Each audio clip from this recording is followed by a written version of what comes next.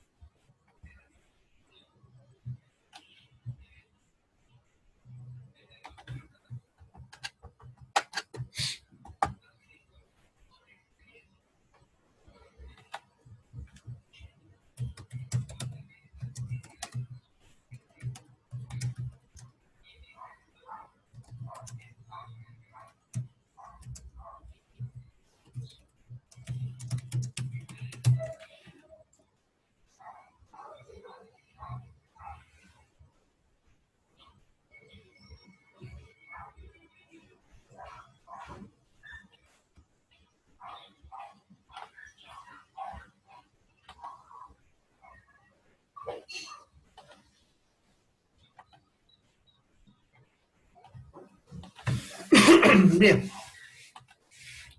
entonces, me estaba preguntando qué enfermedades puede producir la tableta del día después. ¿Ya? Entonces, los efectos adversos que puede producir esta droga, ¿ya? Son, en primer lugar, no se olviden que es progesterona, que sube y baja bruscamente. Entonces, en ese momento, en algunas personas puede producirle náuseas, vómitos, o sea, en ese día, ¿no? Y el día siguiente, dolor de cabeza, puede haber dolor abdominal, diarreas, aumenta la sensibilidad de los senos, ya haciendo que se vuelvan dolorosos, puede como decía, adelantarse el periodo, ¿ya? Y puede producir un sangrado antes de tiempo, ¿ya? También puede haber cansancios, ¿ya? Eso de forma inmediata, ¿no? En los siguientes días, después de haber tomado la tableta del día después. No en todas, pero en algunas sí puede haber ese efecto, ¿ya? Ahora, a largo plazo, no hay ningún estudio que nos hable del consumo de estas drogas por tiempo prolongado en dosis tan alta. Sabemos que en dosis más bajas, que es la que decía, las inyectables, los implantes, que es la misma hormona en dosis bajas, a largo plazo puede producir algunos efectos colaterales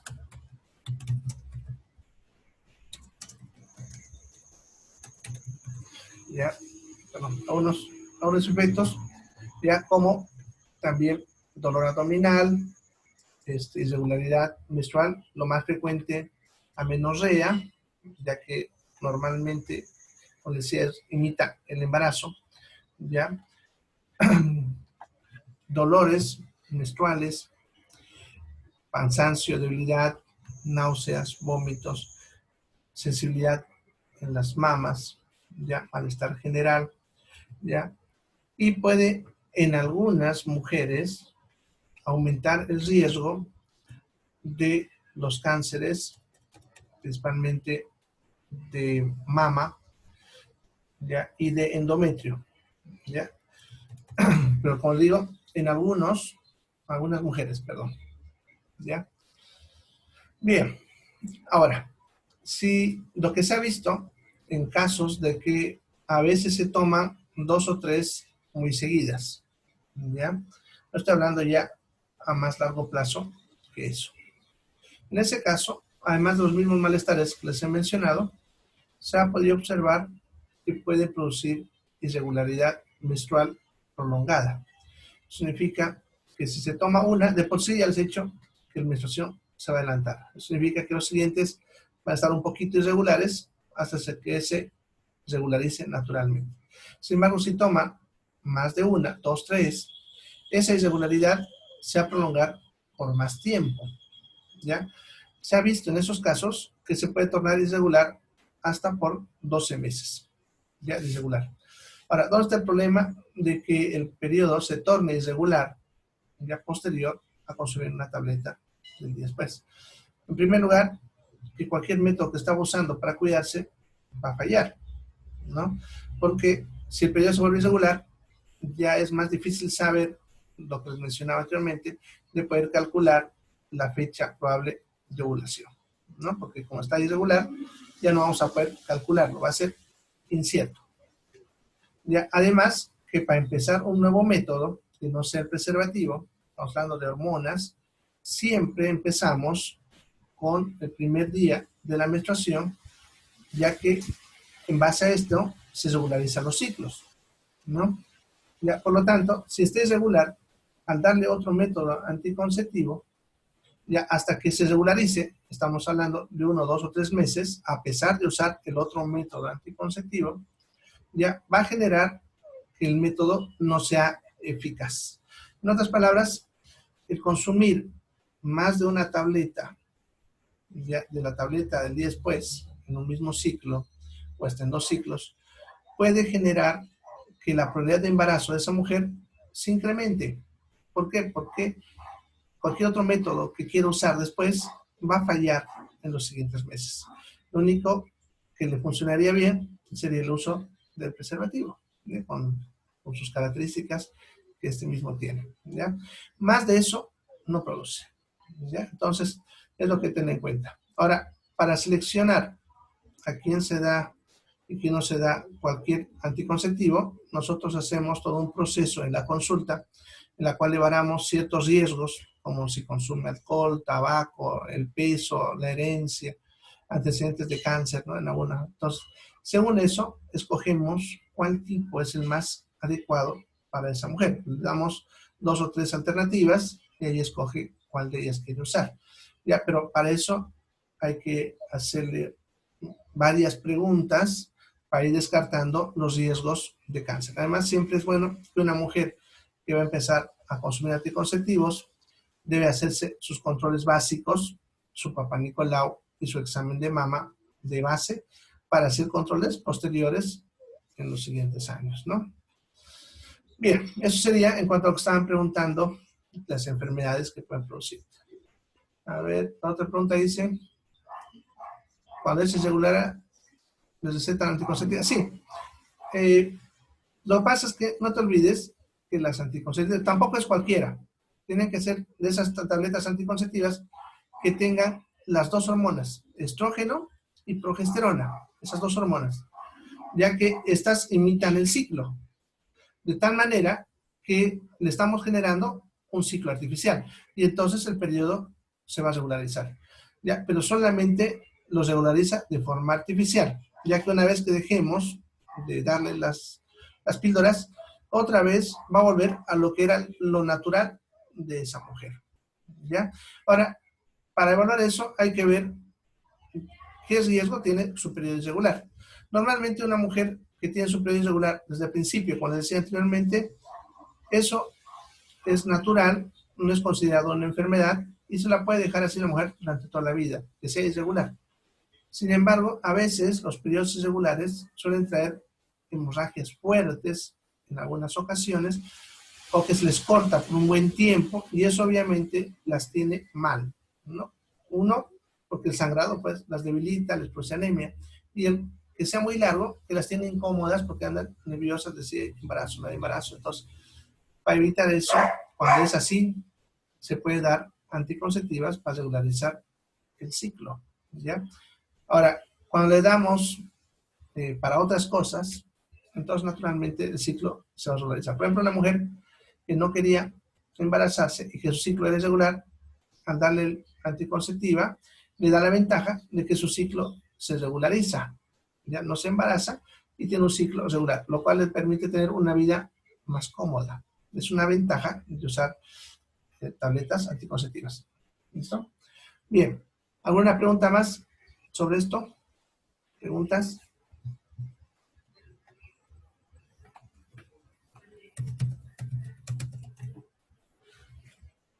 ¿Hay más preguntas? Doctor, Sí.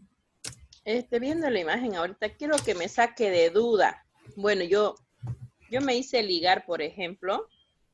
Quiero que me explique una cosita, ya que estamos ahí a la oportunidad con el aparato reproductor femenino. ¿Cómo es eso que cuando le cortan y cuando le amarran? O sea, ¿Cuál es la ¿existe diferencia? eso sí o no? Sí, Claro. sí, o sea, que si existen esas dos cosas, porque a mí me han dicho, bueno, el doctor que me ligó me dijo que hay una sola, que se corta, dice, ¿no? Y no. Bueno, yo le Bueno, pregunto. en realidad son muchas técnicas, no solamente hay esas dos, hay una gran variedad de técnicas. La técnica quirúrgica se llama salpingectomía y podemos tener parciales, totales, con ligadura, sin ligadura, ya, con cauterización, sin cauterización. O sea, hay una gran variedad de técnicas quirúrgicas. La efectividad de una técnica quirúrgica no depende en sí del método o la técnica, sino de la habilidad del cirujano para hacerla y de lo que él encuentre allá adentro, ¿ya? Cuando se ingresa, lo que vamos a hacer en realidad es buscar la forma en la que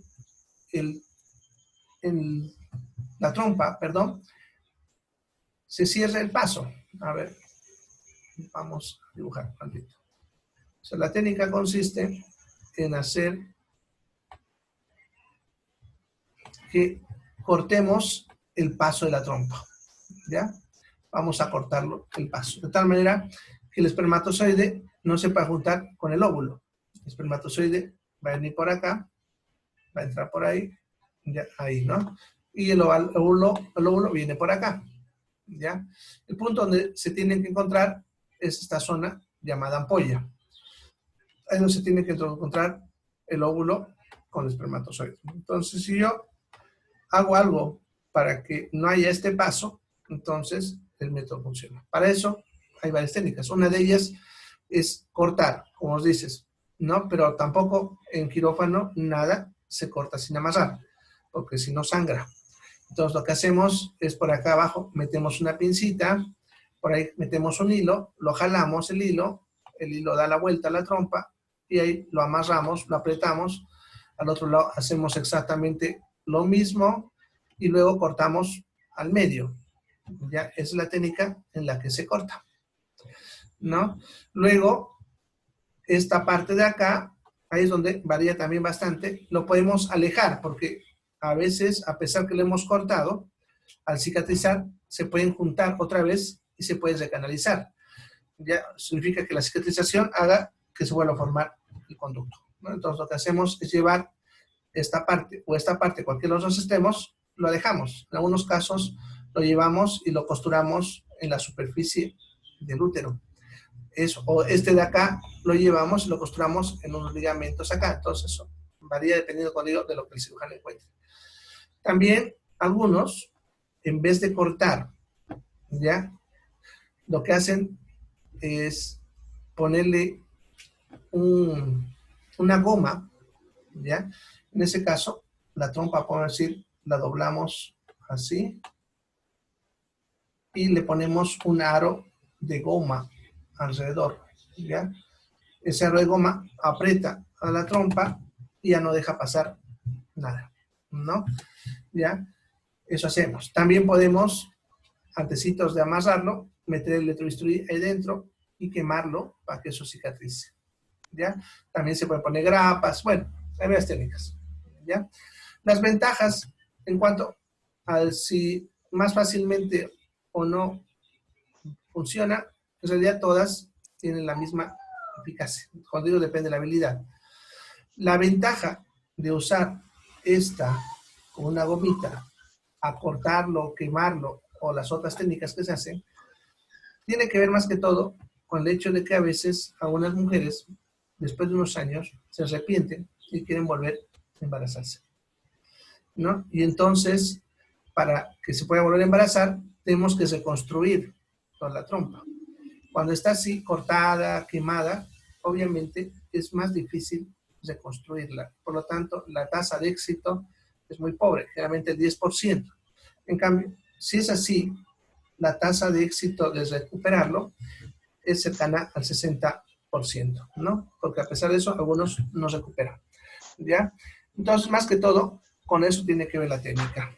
Ya el cirujano te va a decir, lo vamos a amarrar, lo vamos a cortar, pero en realidad, en el momento quirúrgico, es lo que él va a ver, dependiendo si tu trompa es más corta, más larga, está enroscada, bueno, varias cosas que va a hacer que él decida qué técnica quirúrgica va a aplicar, ¿ya?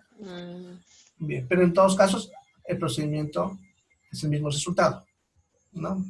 No se deja que se junte el espermatozoide con otro. Bueno, ¿alguna pregunta más? Bien, vamos a hablar entonces de lo que es el embarazo, ya, los cambios hormonales, que es un poquito reforzando lo que ya hemos visto, ¿ya? Entonces, cuando una mujer tiene relaciones sexuales, los espermatozoides se van a ubicar en esta porción de aquí abajo, que sería el fondo de saco de la vagina, ¿ya? Desde ahí, los espermatozoides van a subir, ¿ya? A través del cuello uterino, va a subir por aquí, por lo que es la cavidad uterina, ingresan a la trompa y aquí en esta porción llamada istmo se detienen. Ahí hacen una pausa. No avanzan, se quedan quietos ahí, esperando. ¿Ya? ¿Qué esperan? El óvulo. El óvulo va a salir de lo que es el ovario, el folículo que revienta, libera el óvulo. El óvulo sale y se localiza aquí en el infundíbulo. Y aquí también el óvulo se detiene. Generalmente se detiene por unas horas porque también tiene que hacer un proceso de maduración, ¿ya? Al mismo tiempo los espermatozoides también aquí están haciendo algo parecido, haciendo un proceso de maduración. ¿ya? Cuando el óvulo está listo, lanza señales químicas a los espermatozoides y se empieza a mover hacia la ampolla y los espera aquí en la ampolla. Y los espermatozoides, entonces, una vez que reciben la señal química, empiezan a avanzar y se encuentran con el óvulo ahí en la ampolla. Una vez que ocurre la concepción, que eso sería la unión del espermatozoide con el óvulo en la ampolla, el embrión empieza a crecer. Empieza con una célula, luego 2, 4, 8, así, ¿no? Entonces, mientras va creciendo, ese embrión viaja por la trompa. Todavía no ha habido embarazo. Está viajando el embrión por la trompa, llega acá al útero, ¿ya? Y va a implantarse en lo que sería el endometrio, que es la capa más superficial del útero, ¿ya? A ver, vamos a ver esta imagen de un endometrio.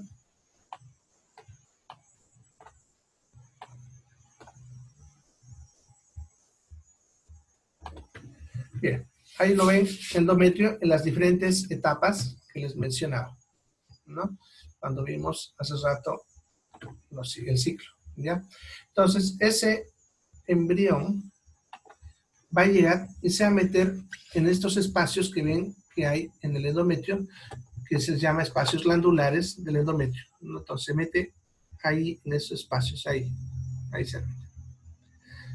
Ya, una vez que se mete el embrión ahí, va a liberar unas sustancias químicas corrosivas. Eso significa que me queman, si ustedes quieren, el endometrio. Es como si se estuviese cavando un hueco. Entonces empieza a corroer toda la zona de alrededor, ¿no? Eso va a generar que el endometrio empiece a reaccionar y se puede inflamar. Incluso ahí puede haber, en algunos casos, que esa inflamación haga que el embrión muera. Por eso a veces a algunas mujeres les cuesta embarazarse, por esa reacción inmune intensa en algunos casos. Ya, pero esa misma reacción inflamatoria hace que el endometrio que está alrededor empiece a crecer alrededor de él y lo tapen, de tal manera que el endometrio ya cubre al embrión, ¿no? A eso se le llama implantación. Es como si cavásemos un hueco, metiésemos la semilla y listo. Así pasa igualito, ¿ya? Ahora, una vez que entra ahí el embrión, se empieza su estructura del embrión a dividirse en dos partes. Una que forma lo que es el trofoblasto, que va a ser lo que llamamos la placenta, y la otra, el embrioblasto, que va a ser el mismo embrión, ¿ya? Entonces la placenta, fíjense, viene del niño. Pero en esta etapa, esas células lo que hacen es botar hacia esta zona una sustancia, porque fíjense, todavía no hay conexión vascular, simplemente está ahí el embrión y libera una sustancia que por difusión, como ya hemos hablado, empieza a entrar a la sangre de la madre. Esta hormona entonces empieza a circular la sangre de la madre, ya es la hormona llamada HCG, ya, o gonadotrofina coriónica humana, ¿ya? Esta hormona solamente es producido por estas células de la placenta, lo que hace la placenta.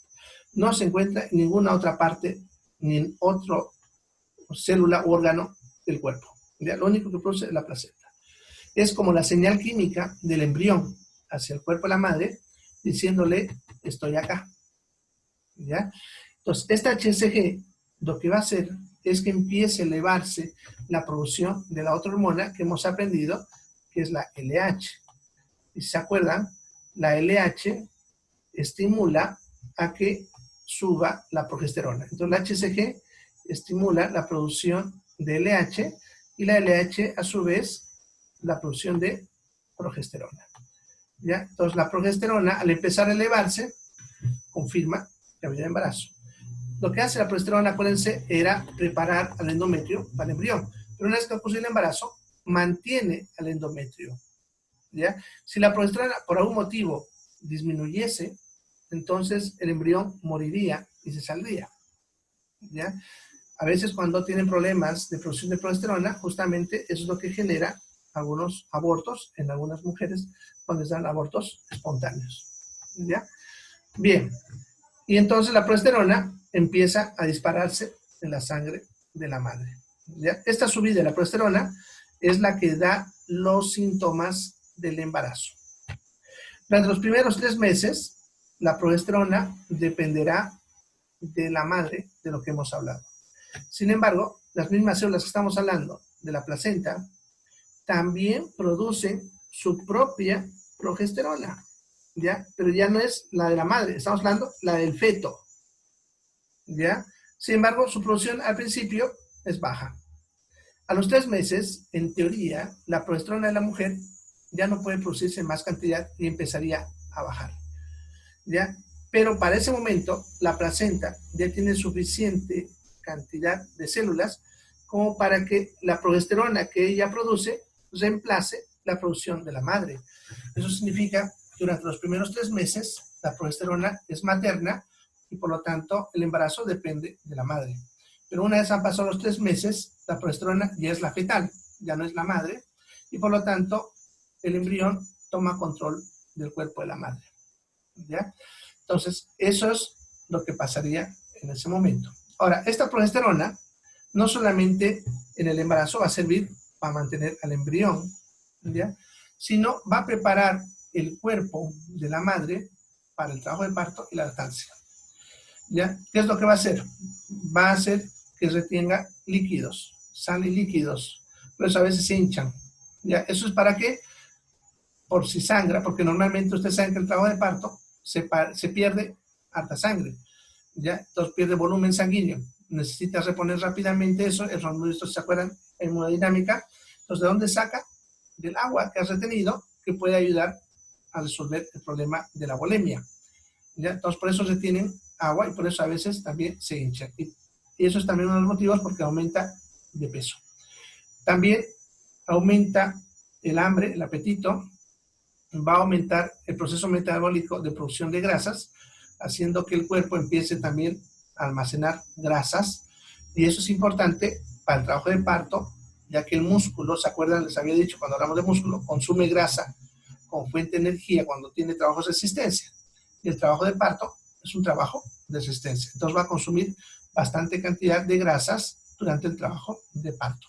Y después en la lactancia, para fabricar la leche, también necesita grasas y agua para la leche. Entonces prepara todo eso para que pueda tener un trabajo de parto satisfactorio y también una lactancia adecuada. Además de eso, también modifica los cartílagos, haciendo que sean más blandos. Eso le permite a que la pelvis se ablanda un poco, la parte de las uniones que tienen los huesos, para que cuando la cabecita del niño pueda pasar por ahí, se pueda estirar un poquito para que la cabeza pueda pasar por el conducto pélvico. Y además, en el caso del niño, sus cartilaguitos van a ser blandos para que también pueda pasar más flexible por ese espacio. Empieza a modificar también el pensamiento de la madre, dándole sentimientos maternales, ¿no? Entonces, todo eso hace la progesterona, ¿ya? Bien, ¿alguna pregunta sobre esto? ¿Preguntas? Por si acaso, la prueba de embarazo, la famosa prueba de embarazo, es una prueba de laboratorio que sirve para detectar a esta hormona, ¿ya? Al HCG. Por lo tanto, un positivo siempre es positivo, ¿ya? Porque no hay forma de que ese cuerpo tenga HCG sin que haya una placenta adentro. ¿Listo? ¿Me van a preguntar algo?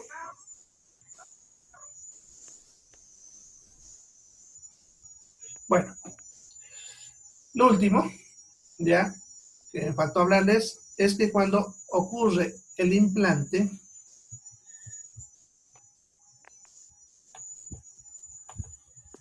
ya como ven en la imagen, ya hay vasos sanguíneos que entran al endometrio, ¿no? En el punto donde ocurre el implante. Como ven, los vasos sanguíneos, han visto, se vuelven más gruesos que cuando está creciendo, ¿no?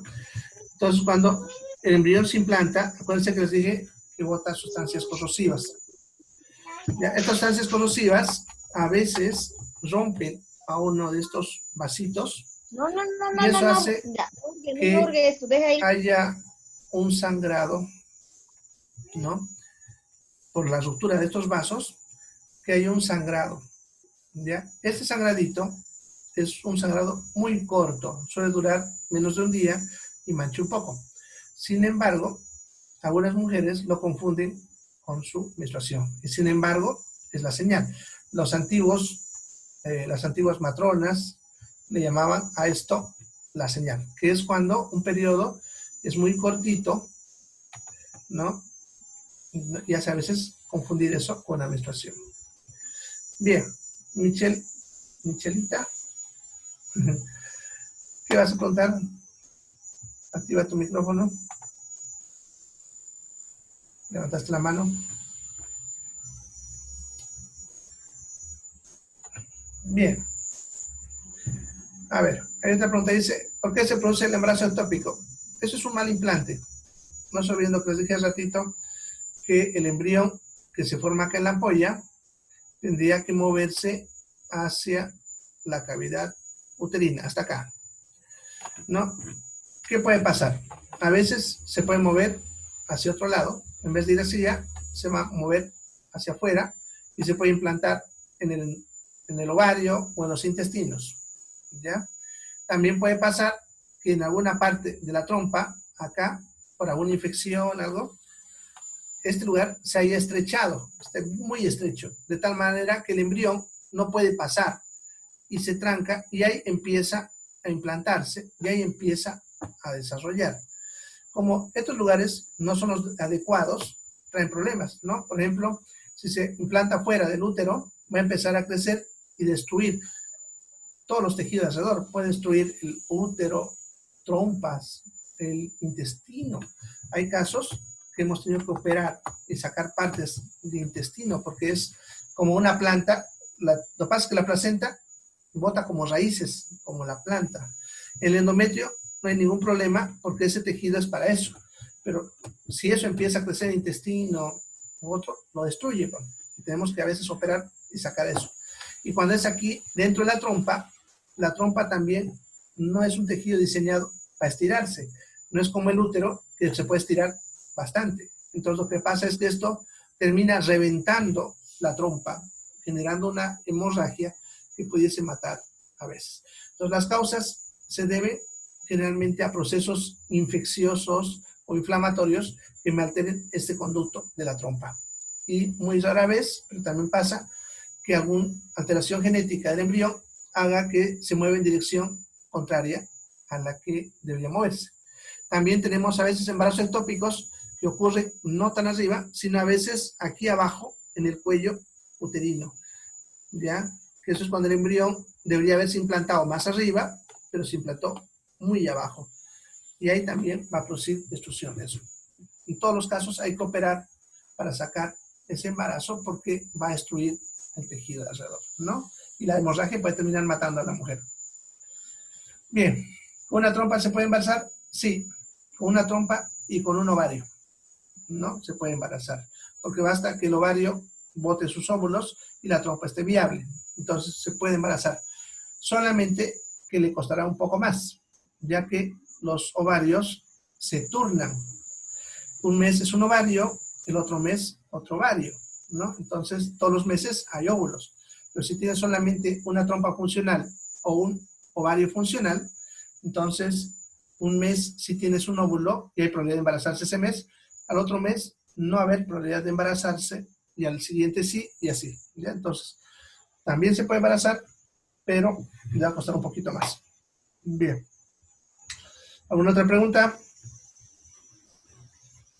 Tenemos todavía 5 minutitos. ¿Una pregunta? O ahí nomás quedamos. Doctor, Dime. yo le quiero preguntar algo muy independiente del tema. El zinc ¿Ya? ¿Pueden tomar los niños de 8 años? Claro que pueden tomar a cualquier edad. Lo que tiene que verificarse es la dosis y eso depende del producto y la cantidad que contenga el producto. Lo que hay que hacer es calcular en base a la dosis kilo peso. Para eso necesitamos tener información del producto. Sí, Se lo puede que a cualquier pasa es edad. que a mí me han traído, sí, dice que para ahorita al El menos sistema como está inmune. dando el COVID, ¿no es cierto? Ajá, Ujú. para que ayudemos a nuestro sistema para que no nos dé fuerte la enfermedad por si acaso, por si nos diera, ¿no? Sí. Entonces, yo tengo el zinc de 20 miligramos Ujú. y el sabor piña. Está bien, pero aquí hay que saber Entonces, esos 20 ajá, miligramos para cuántos ml. Eso está en la fórmula. Si quieres, mándamelo al WhatsApp, ¿no? La fotito de la fórmula, ¿ya? sí. Y el peso del niño, porque en base a eso se calcula, ¿ya? Yo quiero, en realidad, doctor, le puedo mandar a su WhatsApp, como usted nos dijo que nos podía ayudar con Puedes, esto. puedes, Lo que puedes. pasa es que mi esposo es diabético, tiene diabetes y ha estado súper alterada su azúcar y ha estado con dolor de hueso. Mm, Y el doctor le dio zinc y le dijo que tome vitamina C de 2 gramos. está perfecto. Entonces, bueno, él me dice preguntarle al doctor porque ahorita mi doctor, por ejemplo, que nos atiende está lleningo y no quiere que vamos porque está lleno de COVID su consultorio, él dice, ¿no? Claro. Entonces, por eso yo le estoy preguntando si usted me puede ayudar con esto y yo quiero que tome mis 3 hijos, el último tiene 8 años, pero el otro ya tiene 15 y el otro 24. Claro, no hay problema. Para eso lo único que necesito, como te digo, es una foto de la fórmula, del envase y los Sí, sí. pesos de cada niño, porque es por peso. Ya según eso yo te digo. Ya, ¿Ya? doctor, yo se la envío. Ya, Ya, ya. muchísimas gracias. Hasta luego. ¿Un diabético puede tomar complejo B? Sí, puede, no hay ningún problema. Ya. Puede consumir complejo B. Sí, ¿Ya? ahorita él toma, pues ya la metformina, él toma de 500 Si es diabético y y estamos en riesgo, necesita mantener un control estricto de su diabetes, porque el grupo, por si acaso, que más está falleciendo son los diabéticos, son los que sí, más pues doctor, están yo falleciendo. mire, y mi esposo ahora amaneció con ojera, Uh, porque él recién nomás está un poco mal, y lo he llevado al médico hace 3 días atrás, él ha bajado de peso muchísimo, y bueno, el doctor le ha dado eso, ¿no? Que tome y esto, sí, y está el bien, azúcar, por pero lo ejemplo, que yo te estoy tratando de decir, le he uh, controlado su azúcar y está en 310, ha bajado por, a por 275, eso, eso está muy mal. ¿Ya? sí, Forzosamente, y eso los diabéticos ahora me vienen a aprovechar para hacerle entender. El diabético tiene que tener un control estricto de su glucosa si no quiere ser afectado por el COVID. Valores de 200, 300, te está diciendo que es un control malo, horrible. Necesita sí, sí. medicarse, hacer dieta estricta y tener un control diario de su glucosa, a menos en estos días. ¿Ya? Y si llega a enfermarse, va a necesitar incluso manejar insulina para tener un control preciso. ¿Ya? El diabético con COVID tiene que tener su glucosa perfectamente controlada. ¿Ya? Sí, pues Entonces es porque le cuento importante. que le duele el costado del riñón. Bueno, él dice es mi hueso, ¿no? Yo no lo Uh-huh. quiero contradecir, pero yo más me voy a que es el riñón que le duele. Puede ser varias cosas, ¿no? Pero También, ahorita ¿no? puede ser Pero hasta una infección urinaria. Ya, escríbeme al ya. WhatsApp y yo te digo qué laboratorios tendría que hacerse para hacer un control. Porfa, ¿Listo? doctor, ya, porque aquí Ya, tenemos laboratorio abierto cerca de la Doctor, casa. no hay problema. Ya, doctor. Gracias, doctor. Ya. doctor, yo también le puedo escribir por ese motivo. Pueden todos, les he dicho el otro día, está abierto. Si tarda un poquito Listo, porque doctor, escribo, no gracias. se preocupen, pero les voy a responder a todos. Pueden escribir. ¿Ya? Ok, Doctor, con ok, respecto doctor. del examen de mañana, En el mismo horario. ¿Ya? ¿O qué pregunta ¿Va a tienen ser sobre el los examen? últimos avances o desde el inicio? Desde el inicio, toda la materia.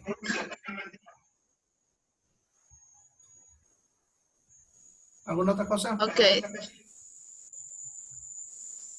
no ponga muchas preguntas, doctor. Bueno, más preguntas siempre es mejor, por si acaso. Mejor.